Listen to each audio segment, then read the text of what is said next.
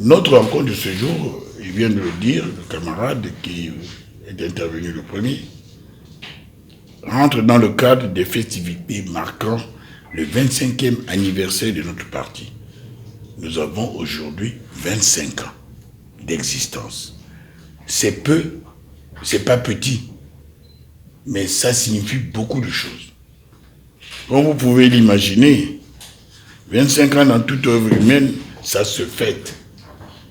Et le CELER ne pouvait rester en marge pour communier avec ses militants, ses militantes, ses sympathisants, ces moments de réjouissance. Pour nous, cette commémoration vient aussi tordre un cou au nombre des détracteurs qui pensaient à tort, comme toujours, que le CELER est cliniquement mort. Bizarre. On ne peut pas être mort lorsqu'on a des députés.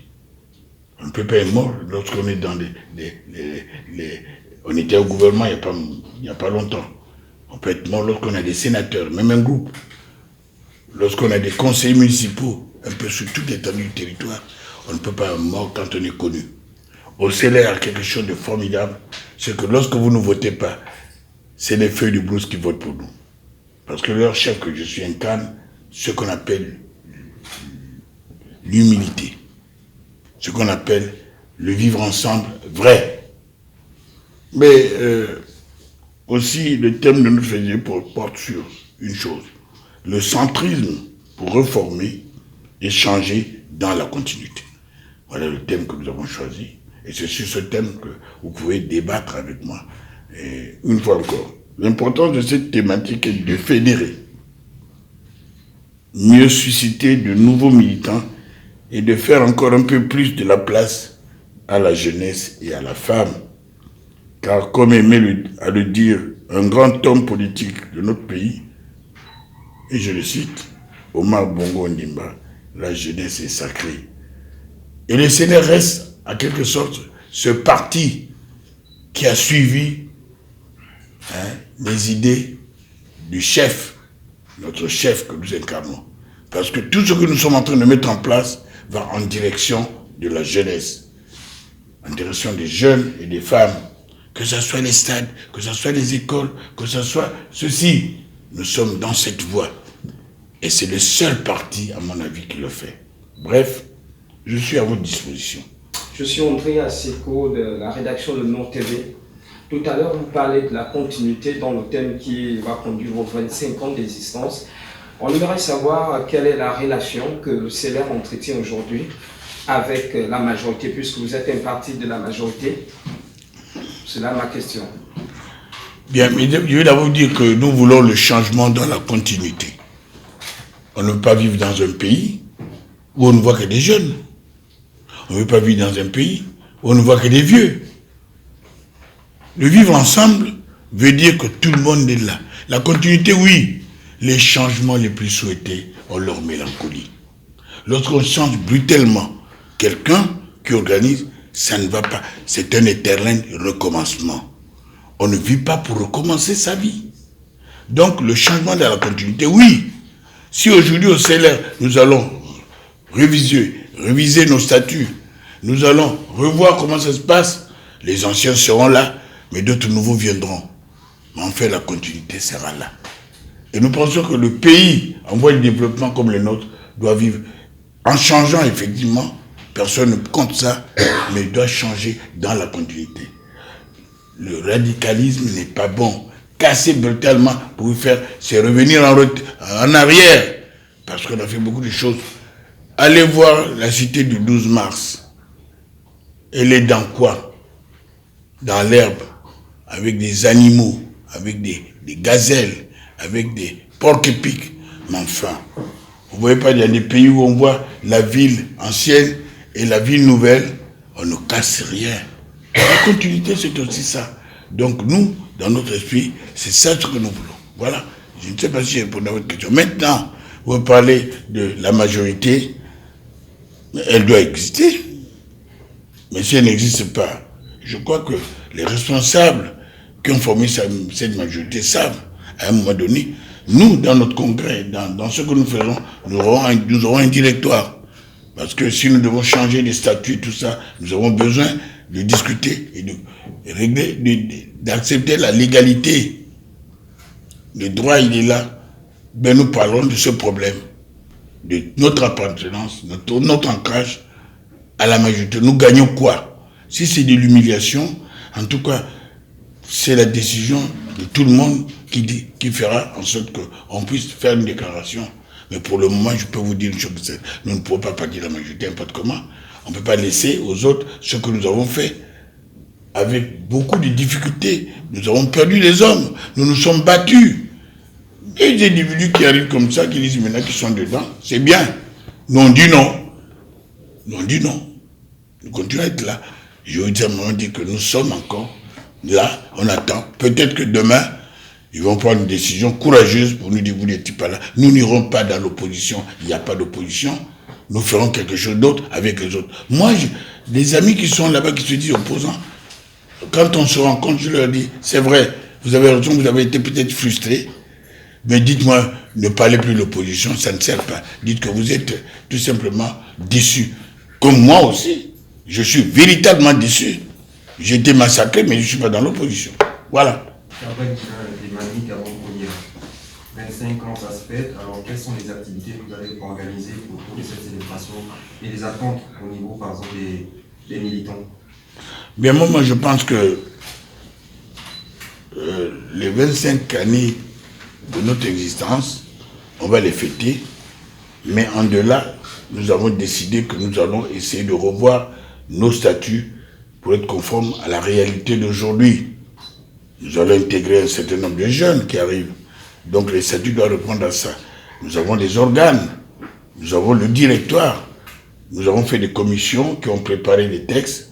Après cette invite, nous allons tout naturellement pencher sur ces textes-là. Si on les a, s'ils sont acceptés, adoptés, après quoi, nous allons certainement nommer des personnes d'autres. Nous allons nommer des personnes d'autres et à la manifestation, c'est-à-dire à l'anniversaire, ben, nous allons les présenter au public.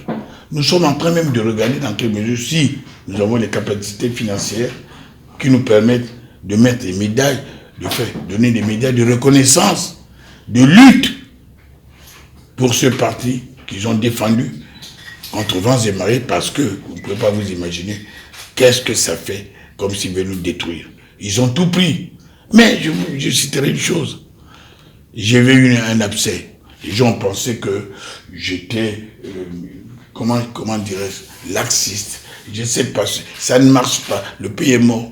Mais j'avais l'abcès. On me l'a percé. Le médecin l'a vidé. Il voulait refermer la plaie. J'ai dit non, docteur. Il y a encore un peu de pus. Et si le pus là est vidé, vous allez refermer. Le pus est vidé. C'est pourquoi aujourd'hui, vous allez voir, nous fermons l'abcès. Ça veut dire tout ce que ça veut dire par rapport à ce parti. Ceux qui sont partis sont partis. Ceux qu'on a pris sont partis. Moi, je suis heureux de voir qu'il y en a qui restent. Cela mérite, bravo, ma confiance. Vous parlez de changement dans la continuité. Et il me semble que depuis ces derniers temps, on a des gens qui quittent le parti presque en la claquant la porte. Alors, qu'est-ce qui va vraiment changer dans cette continuité que vous prenez? Mais quand je vous vois dans cette salle, mais voilà le changement dans la continuité. Il y a des journalistes aussi qui sont partis, mais vous êtes là. Ceux qui sont partis sont partis. Ceux qui restent sont là. Mais je suis content de vous voir. Bien portant, heureux. Vous savez comment ça se passe. Et vous voyez l'engouement qui se fait autour d'un parti qui meurt. C'est faux. Ils doivent être aux abois. C'est tout à fait normal qu'ils soient aux abois. Parce que chez nous, c'est l'organisation qui paye. Vous êtes venu dans un parti, vous êtes venu dans un siège d'un parti, vous voyez un parti politique. Regardez où nous sommes. Nous ne faisons pas du bruit. Nous travaillons pour le peuple. Nous sommes les enfants du peuple.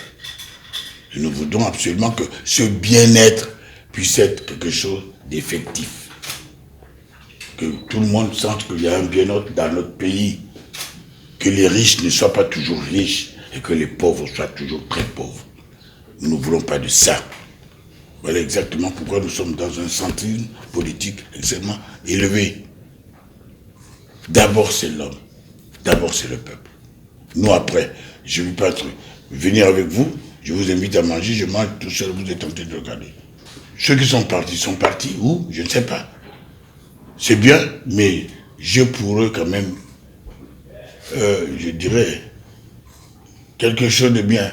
Ils m'ont servi correctement, on n'a pas de problème. Ils sont partis pour des raisons politiques. Mais ils sont partis, c'est bien. Ils restent mes enfants, ils restent mes frères, mais nous continuons le chemin. L'essentiel, qu'on ne nous détruise pas. Je l'avais dit quelque part au président Ali, à Kéni, justement, notre village. Président, moi je ne suis pas un opposant. Président, je vous soutiens, mais je vous suis dans vos grandes orientations. Le CLR a aussi ses ambitions. Nous espérons exercer le pouvoir de décision politique seul ou en coalition avec les autres. Il ne faut pas nous en empêcher. Nous ne sommes pas des esclaves. Faites tout, mais n'essayez pas de détruire mon parti. Monsieur le Président, oui. À quel niveau se situe l'organisation de la majorité républicaine? Ça, il faut demander ça à Dodo, le secrétaire général du PDG qui est notre locomotive. Nous, on attend. Il ne nous a pas encore appelé. Il est encore en train de chanter. Comment tu appelles ça? Ces militants, de leur donner le cours de politique générale et tout. Après, il viendra certainement nous donner aussi les mêmes cours. Parce que c'est la locomotive de notre parti, de notre mouvement politique. Donc, demandez ça à Dodo. Il va vous dire les choses bien. Nous, on attend qu'il nous appelle. C'est une organisation, monsieur le Président. Vous devez aussi poser des questions ou bien l'interpeller. Mais vous avez bien fait de me poser la question. Si ça passe à la radio, c'est une interpellation que vous faites et que j'admire. Donc je suis derrière vous. C'est bien ça. Monsieur le Président, une question pour moi. On a l'impression qu'on force le CLR pour qu'il sorte Mais c'est normal. La petite vie en mangeant. Pourquoi continuer à subir des humiliations du PDG? Non, le problème n'est pas celui de me forcer. Le projet n'est pas celui de me forcer. Les projets, ce sont, vous savez, dans cette affaire-là, c'est un rapport de force. Ici au CLR, je vis avec mes enfants, je vis avec mes petits frères, je vis avec mes sœurs. Nous discutons, nous mettons la démocratie entre nous. Le jour qu'ils diront, papa, tu es véritablement fatigué, tu ne trouves pas le mieux de faire ceci, j'aurais fait mon choix, pourquoi je ne partirai pas? Je vous ai dit tout à l'heure que on a voulu nous enterrer vivants par les petits machins et ceci et cela. Le CLR est mort et tout. On a pris X, Y et Z. Aujourd'hui à la mairie de Libreville, les gens ne sont pas payés. Je dis bravo à Madame Osouka. Comprenez? Nous, on n'a rien dit. Donc, pourquoi nous tuer, nous? On n'est pas là. Mais je voudrais faire la démonstration que nous vivons et que nous allons vivre dans cette continuité avec notre famille politique. C'est important, quelles que soient les raisons qu'on donne. Donc, nous avons ce congrès. Le 14 septembre, nous allons manifester notre joie. Et vous allez voir comment est-ce que nous nous organisons.